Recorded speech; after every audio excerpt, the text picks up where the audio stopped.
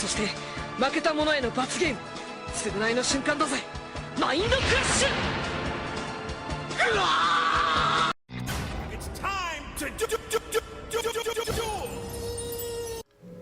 So what's up, guys? Heroes Only on YouTube and Mind Crush on Master Duel. Coming here with a video about a card that is near and dear to me as far as Yu-Gi-Oh is concerned. It's one of my favorite cards. And the card I'm going to be talking about is Crossout Designator.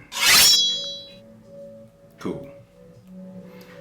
Anyway, what got me to this point was I was watching the team YCS Las Vegas. I didn't catch it live and I didn't really see a lot of the matches. I heard about some things that happened there or whatever. But I was watching this one particular match and one of the announcers, when this card got played, he was like, yeah, a very controversial card.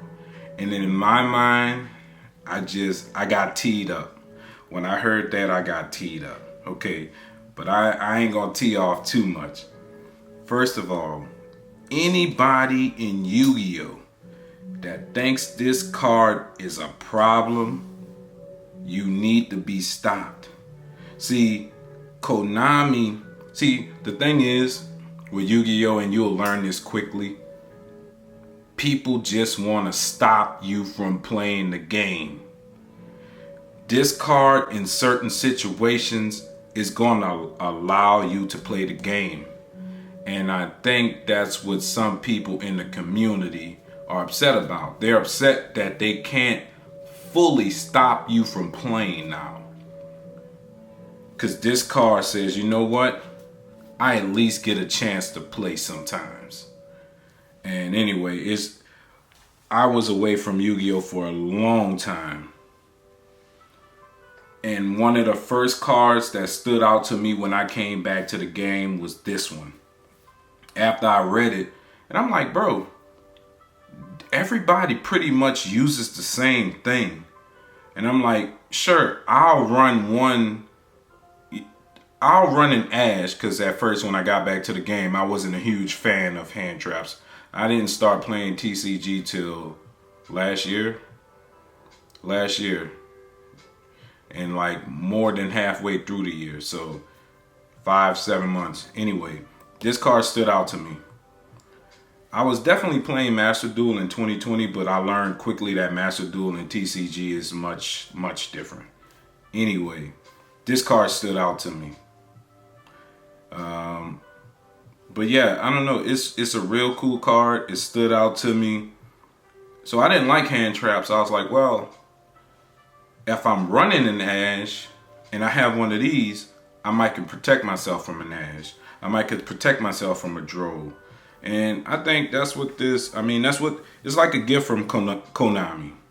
They said, we know our game is flooded with certain interactions that are hard to compete against. But here's this guy, the Crossout Designator, you know, of course from the old school card, Nobleman Crossout, which I definitely used to run because dudes, I'm playing beatdown deck at that time. Dudes be trying to put stuff in defense position. I'm like, yeah, Nobleman Crossout, get that out my face. So to be remade after such an iconic old school card, this card is awesome.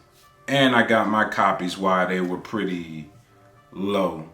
They're not high now, but they definitely went up several bucks. You probably can get one for like 14, 15 bucks.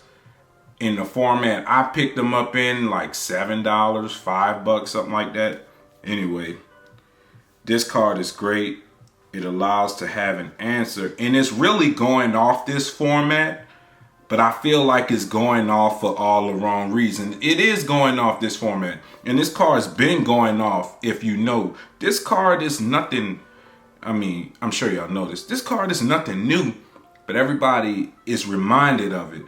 And the only reason people are reminded of it is because everybody playing the mirror match. Everybody's playing Fire King, Snake Eyes, Pure Fire King, whatever. Everybody's playing fire cards. So now this card is really jumping out the gym. But I'm just letting you know, this card been jumping out the gym. I play heroes. I gotta protect myself from Nib, Droll, Ash, Veiler. I gotta protect myself from these things.